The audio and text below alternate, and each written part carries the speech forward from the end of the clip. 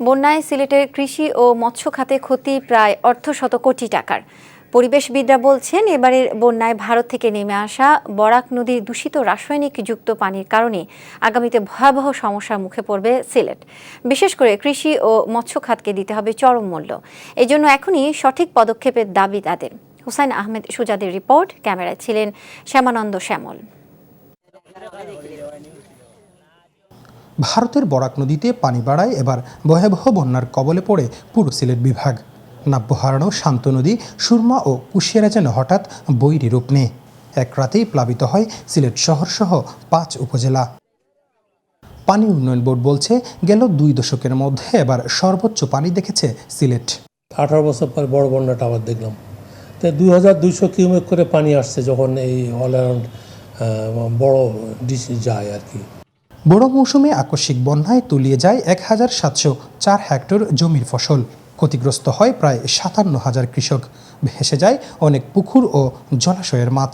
আমাদের প্রায় 2305 metric ton মাছ ভেসে গেছে এবং 2 কোটির উপরে পোনা ভেসে গেছে বন্যা আক্রান্ত হয়ে, এবং কিছু পুকুর অবকাঠামোগত ক্ষতি হয়েছে।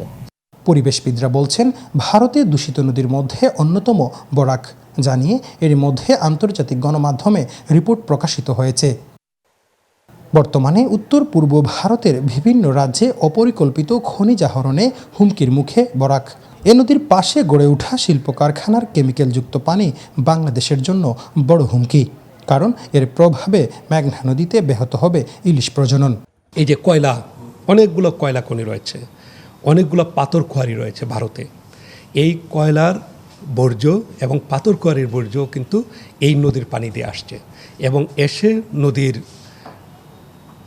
আপনার যে পানির যে গুণগত মান সেটি কিন্তু ধ্বংস করছে।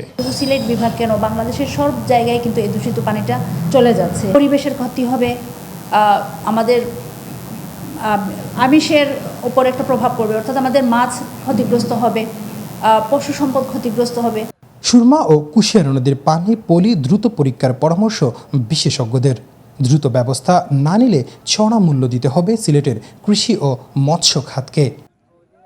হুসাইন আহমেদ সুজাদ, দেশ টিভি, সিলেট।